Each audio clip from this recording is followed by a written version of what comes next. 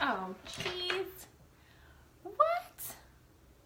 I didn't turn my phone. Hi. Okay. How are you guys doing? It's telling me to turn my phone, but I always do it on the side, and now it's... So, hopefully when somebody pops on here, I can see if it's really on the side. Oh, hi, friend. I can't see who you are, but tell me, am I right side up or am I upside down? Because I feel upside down. Okay, so today we're talking about the new moon in Aries. This new moon in Aries is got some big energy along with it. It's also, Mercury is going to be going direct. Hi, Gaia. Gaia, sideways. This is new, okay, Facebook. So now I can't record. See, my phone is more likely to fall like that. But this is a new thing. Facebook always changing it up on me. I hope you guys are doing well. It's a little chaotic. A lot of chaotic energy out there. Thank you, Amanda, for letting me know.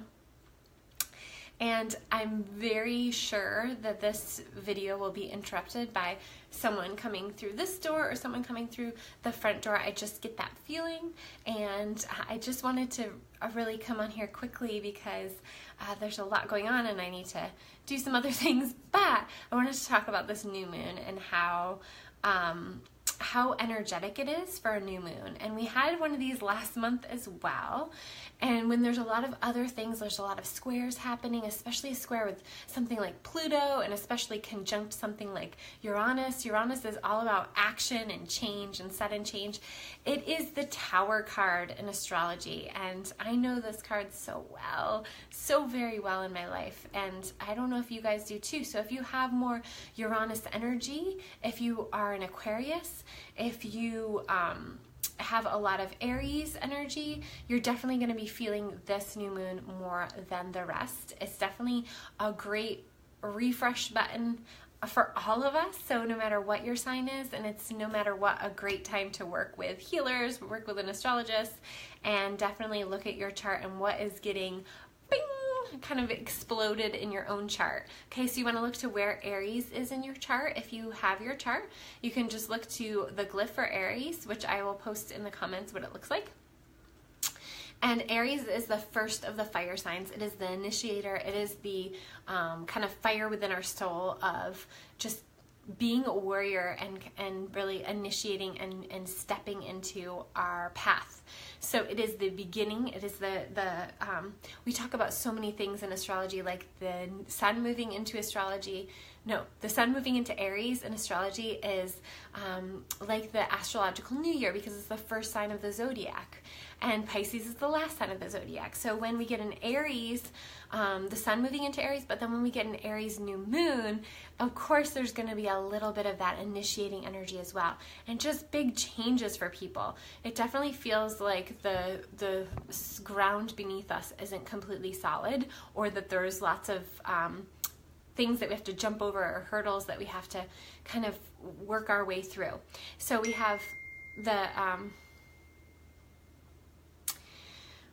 So we have this new moon, sun and moon, both in Aries, conjunct, which is right next to, it means right next to, Uranus, which is the great change maker, sudden changes in Aries. Not only that, but Uranus is getting ready to change signs, okay? And this doesn't happen every year. It definitely is something that takes a while for Uranus to move through a sign.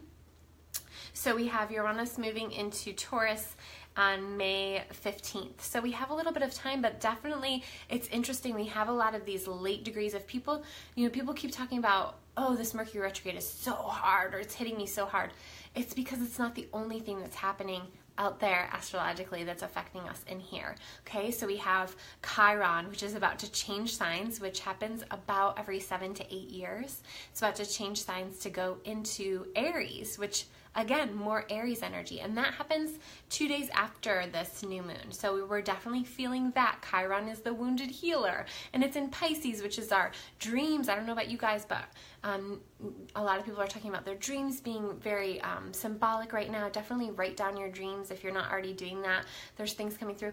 A lot of children are having a hard time. A lot of teens are having a hard time, because Chiron is the wounded healer, and where the wound initiates from is childhood. Personally, I believe there's also, I guess we're stopping by. So yeah, the door is going to open. I knew this was going to happen. My daughter's having a hard day, and so she needs to come over. So that's fun.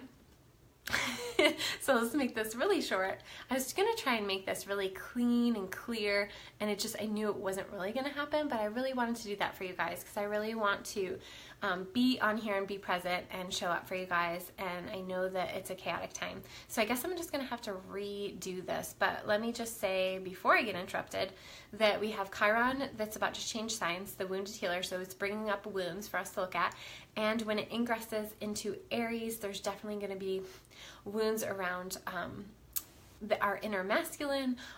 It's a very Mars rules Aries, so anything about forward movement and initiating and acting, there's wounds around that are going to be lit up starting April 17th. Not only that, we have Mars is going to go retrograde, and we have Saturn's going retrograde on the 17th, so 2 days after the new moon. Now, this is a good transit. If any of the transits, my favorite is Saturn retrograde. It happens every year. It typically happens in April, and it's typically like the teacher, the stern, harsh, but necessary teacher to like discipline us and move us forward, especially in Capricorn, really, really harsh inner voice drive, and also like just taking on a lot of stuff. So when he goes on vacation, and we have the substitute, we have a little bit of a break, and maybe we notice where we've overcommitted ourselves, where we've taken on too much, where we've been too hard on ourselves, and where we just need to play. So this is a good transit. It's a great welcome transit, especially with Chiron doing his thing, okay? And then Pluto is going retrograde on April 22nd. Man, let's talk about Pluto. Pluto is the lord of the underworld.